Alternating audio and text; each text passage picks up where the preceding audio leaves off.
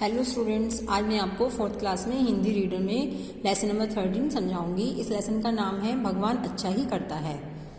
देखो बच्चों, इस पाठ में बताया गया है कि व्यक्ति को भगवान को हमेशा याद रखना चाहिए, क्योंकि गॉड को कभी भूलना नहीं चाहिए, क्योंकि उसकी कृत्य में कोई ना कोई अच्छाई छिपी रहती है।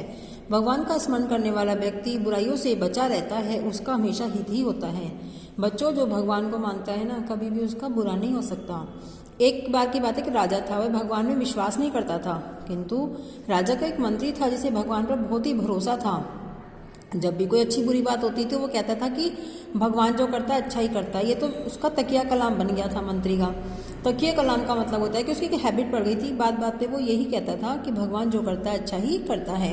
एक दिन क्या होता है कि राजा की उंगली कट जाती है, दवाई लगाई गई, पट्टी बांधी दवाई पे।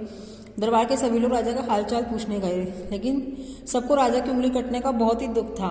लेकिन तभी मंत्री कहता है भगवान जो करता है अच्छा करता है। इतना सुनकर राजा को गुस्सा आता है और उसने गुस्सा पीकर उसे कुछ सिखाने की ठानी। कुछ दिन बीत जाते हैं। एक दिन राजा ने जंगल में शिकार खेलने की योजना बना रहा था, तो उससे कहा मंत्री तुम मेरे साथ चलो, क्योंकि वो कोई योजना बना रहा था ना उसे सबक सिखाने की। दोनों घोड़ों पर सवार हो गए और जंगल की ओर शिकार खेलने चले गए। रास्ते में कुआं दिखाई दिया। दोनों बड़े ही प्यासे थे। दोनों ने कुएं में झांक कर देखा, कुआं तो सूखा था। राजा ने मौका पाकर मंत्री को कुएं में धक्का दे दिया और पूछा, कहो मंत्री कैसी रही? तो बच्चों, पता है क्या कहते हैं मंत्री कुएं के अंदर भी, कि भगवान जो करता है अच्छा के लिए करता है। राजा बोला, मंत्री अब ऐसे करो, तुम कुएं में ही रहो और भगवान की माला जपो, मैं तो जा रहा हूँ। यह कहकर राजा घोड़े पर सवार होकर राजमहल की ओर लौटने लगा। अभी कुछ दूर ही राजा आगे चला था कि उसे तीर भालों से लैस खूंखार आदिवासियों ने घेर कर रस्से में बांध दिया। राजा को बांध लेते हैं, आदिवासी होते हैं ना जो इधर उधर घूमते हैं, रस्सी से बांधते हैं। मोटे तगड़े राजा को पाकर सब नाचने लगे। असल में वे सब अपनी वन देवी के आगे बलि चढ़ाने के लिए राजा को ले जा रहे थे। उन्हें तो गहनों से सजा हुआ राजा मिल गया, बलि देनी थी राजा की। वे सब राजा को बलि के लिए वध स्थल पर ले गए जहाँ पे उसे मारना था। पुरोहित ने राजा के शरीर को बारीकी से देखा और उसे राजा के डर के मारे पसीने पसीने होकर, लेकिन वो कांप रहा था राजा। वो जल्लाद के पास जाकर खड़ा हो गया।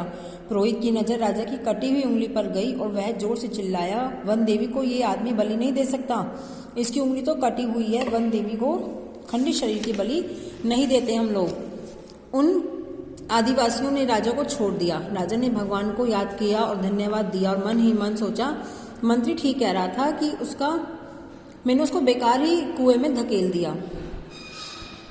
राजा घोड़े पर सवार होकर कुएं के पास पहुंचा, अपनी पगड़ी की रस्सी बनाई और कुएं में लटकाकर मंत्री को बाहर निकाला। अपनी गलती के लिए राजा ने मंत्री से माफी मांगी, लेकिन फिर भी उसने पूछा, मेरी उंगली कटी हुई थी इसलिए मुझे भगवान ने बचाकर अच्छा किया, मगर तुम्हें कुएं में फेंकने की क्या अच्छाई थी?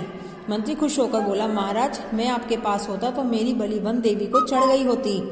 आप तो उंगली कट जाने के कारण बच गए, लेकिन मैं कैसे बचता? भगवान जो करता है अच्छा ही करता है। बच्चों, अगर देखो राजा के साथ मंत्री भी होता तो राजा की तो उंगली कटी हुई थी तो उसकी बलि नहीं चढ़ी, लेकिन अगर मंत्री भी संग में होता, मंत्री को तो वो ले जाते ना और बलि चढ़ा देते। तो वो मंत्री कहता, अच्छा आपने मुझे कुएं में पहले ही धकेल दिया था। बच्चों, भगवान न्याय करता है, अन्याय नहीं करता। वह जो भी करता है अच्छा ही करता है और हमारी भलाई के लिए ही कार्य करता है। इसलिए हमें हमेशा भगवान का बड़ा ही उपकार मानना चाहिए।